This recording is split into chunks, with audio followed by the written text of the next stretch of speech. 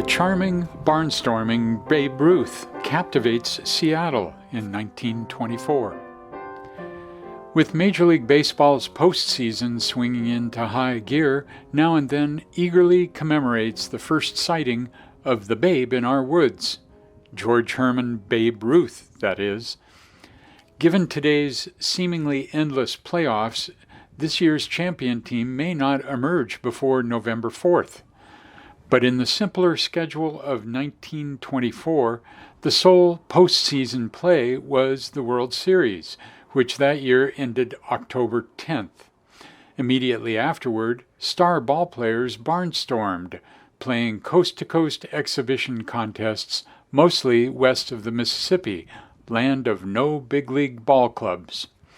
Thus, 99 years ago, Seattle caught its first in-person glimpse of the megawatt New York Yankees outfielder known as the Bambino. At age 29, Babe Ruth already had patented the persona of a slugger, having hit 284 of what became 714 career regular season home runs. His 1924 batting average, .378, topped the American League. Sports writers' synonyms for him soared. A sample, the Supreme Soccer, and his on-field performance reinforced a joyful, larger-than-life charisma. People of all ages, especially kids, revered the man. Sponsored by the Seattle Post-Intelligencer, Ruth visited Seattle with teammate Bob Musell. In front of 9,000 fans in an October 19th game enlisting local amateurs at Rainier Valley's Dugdale Park, Ruth played errorless first base and, befitting his roots, pitched one inning. In 9 at-bats, he belted 3 homers and a double. His first four-bagger, the PI's Royal Brome reported tongue-in-cheek, hit Mount Rainier on the first bounce. During a late inning, Brome wrote, a curly-headed tot ran out to Ruth, who bent over, shook the boy's hand, patted his head, and sent him away happy. 71 years later, Dr. Bill Hutchinson told the PI the boy was his 5-year-old brother Fred, who later gained fame as a big league pitcher and manager and cancer center namesake. Ruth, here for 2 days, also hit balls pre-game to 1,000-plus kids in center field, visited hospitalized children, spoke at a banquet, directed conjoined twins who played the Strikeout Blues on saxophone, and tossed autographed balls to fans from the PI building at 6th and Pine. He even spoke against a statewide initiative to abolish private schools, saying that if not for a Baltimore industrial reform school, he probably never would have been heard of. The measure was defeated. Before leaving Seattle, Ruth penned for a Western Union Messenger a homily, both touching and timeless. You can knock a home run, always doing your work properly, and travel the bases until you reach home plate. Success. Don't alibi if you miss one. Play the game fair. Be there in the pinches, and in your business life, you can be the king of SWAT. In our first then photo, in front of 9,000 fans on October 19, 1924, in a barnstorming game at Dugdale Park, Babe Ruth eyes the arc of a hit after a mighty swing. The photo is featured in the Baseball All-Stars exhibit at the Museum of History and Industry. At right, Ruth's name is etched backward in the image's negative.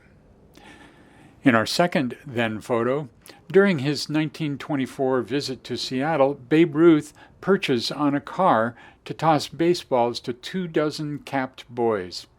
That fall, Ruth's and teammate Bob Musell's teams traveled 8,500 postseason miles and played in 15 cities for 125,000 fans, Ruth hitting 17 homers.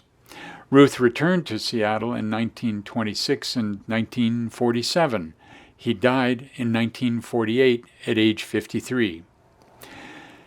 In our third then photo, from grass near home plate, Babe Ruth watches a hit fly away, perhaps during a pregame session in which he batted balls to more than 1,000 kids stationed in center field at Rainier Valley's Dugdale Park. In Portland the same day, the Seattle Indians clinched the Pacific Coast League pennant.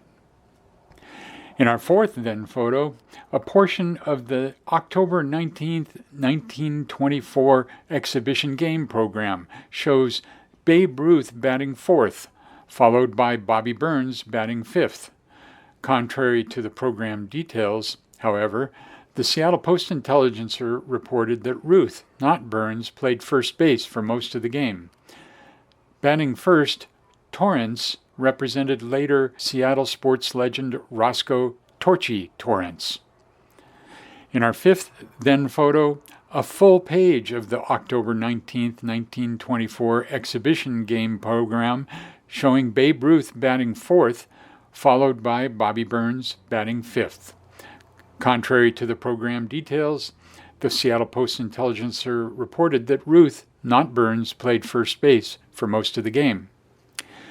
In our sixth then photo, in this September 1924 view of the City Sash and Door town team at Dugdale Park, Bobby Burns, grandfather of Mike Burns in our now photo, stands in the back row, third from left.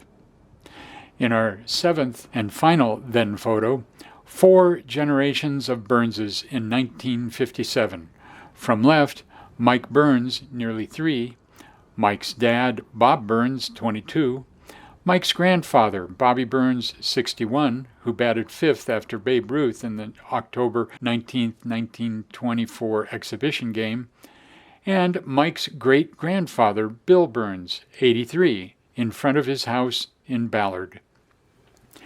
Today, Mike Burns of Fremont uses a Babe Ruth model bat to mirror the Slugger's 1924 swing at the home plate display at Lowe's Home Improvement, formerly the site of Dugdale Park and Six Stadium. Burns' grandfather, Bobby Burns, starred at first base for the Seattle amateur teams and is named in a program for the October 19, 1924 exhibition game as batting fifth behind Ruth. Mimicking the catcher with period mask and mitt is Deborah Romanek, exhibit chief at the Museum of History and Industry, whose Baseball All-Stars exhibit runs through November 5th. Also today, in the Museum of History and Industry's baseball exhibit, private collection game-worn jerseys and bats from Babe Ruth, Ted Williams, Roberto Clemente, Willie Mays, Sandy Koufax, Ichiro Suzuki, and Ken Griffey Jr. mix with gems contributed by historian Dave Eskenazi, the Black Heritage Society, the Seattle Mariners, and Mohi from Seattle's pre-Mariners years, including local Black, Asian, and Native teams such as the Seattle Owls, a 1938 state championship Black women's softball team. Also today, outside its front entrance on July 4th, the Museum of History and Industry issues a pre-All-Star Game welcome to its Baseball All-Stars exhibit, which runs through November 5th.